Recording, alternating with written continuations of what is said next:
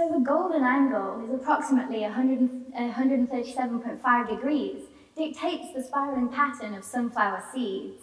Through mathematical patterns, nature's beauty unfolds. In golden angle Vogel spirals, their beauty behold. But what does that actually mean? Don't worry, everything will be revealed on this very screen. So, I'm Claire Munro, and this is 1123 Sunflower. So, the golden spiral is something you've hopefully all seen before. It's absolutely beautiful, but why does it appear in our maths lessons? Like, how mathematical actually is this spiral? I mean, it's in flowers, it's in shells, like, where does it come from? It comes from all around us. We can find it in certain, the spirals in galaxies. This clicker's so slow. But it's also on this planet, all around us. We've got it in shells, we've got it in Romanesco broccoli, which I've heard is actually a cauliflower. It's in flowers, pine cones, ferns. It's literally all around us. Now, I'm not sure how mathematical this one is, but I feel like it fits quite well. But how do we actually obtain this spiral? So you see, if we take the numbers 1 and 1 and we add them together, we get 2.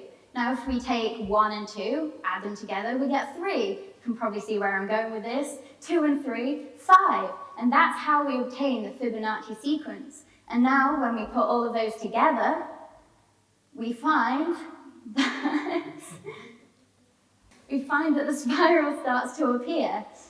And of course, it's everywhere in nature.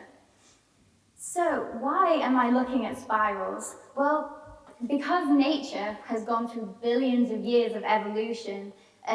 We started out from tiny little cells in the ocean, and now here we all are. With my devices, because I look at optical devices, why would I spend hours and hours and hours making brand new ones when I can just get nature to do it for me? We look at beetles, aren't they gorgeous? How come we can see all those magnificent colors on them? They don't paint themselves. That's how they appeared. The same with butterflies. Absolutely gorgeous. So I'm taking inspiration from those. Butterflies ever so slightly different. It's based on filaments in the leaves, but fundamentally it's how the light reacts, bouncing around inside those filaments that allows us to see these magnificent colors.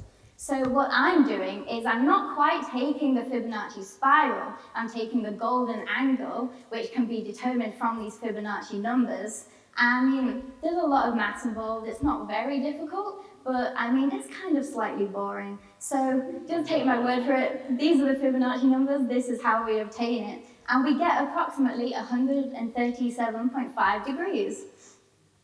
So what I'm doing is with this golden angle, if you put it into this mathematical formula for a Vogel spiral, we get a pattern that is very, very similar to the seeds that you see in sunflower heads.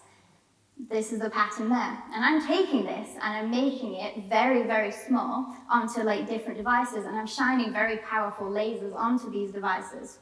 Now there are 3 ways I'm going to tell you about how my light behaves inside these devices. So when I shine my laser, I get some emissions, kind of a curve like this. But when on these optimized devices, we get curves like this, they're so much brighter, and that's exactly what we want. Another very exciting thing, number 2, is the fact that we don't just get one wavelength out of this device. Say I'm a wavelength here, shine my laser on that. I also have a friend over here, and another friend all the way over here. And this is amazing, and you'll find out why later when I tell you about my applications. But the third and final thing hasn't yet been proven, but it's theoretically predicted everywhere, and hopefully what's making my research novel is I'll hopefully be able to prove whether it's there or not, is when this light shines on this device, all my particles, they start to spin. All me and my friends, you've got all the spinning in this device. That is orbital angular momentum. But why is any of this actually useful? You see, the orbital angular momentum can be used in things such as quantum communications, or multi-dimensional data storage. And all my friends that were up here on the stage with me, we can use those for very exciting, novel laser applications. So, will orbital angular momentum take flight in my spirally device's emitted light? Thank you for watching. I'm Claire Rosemary.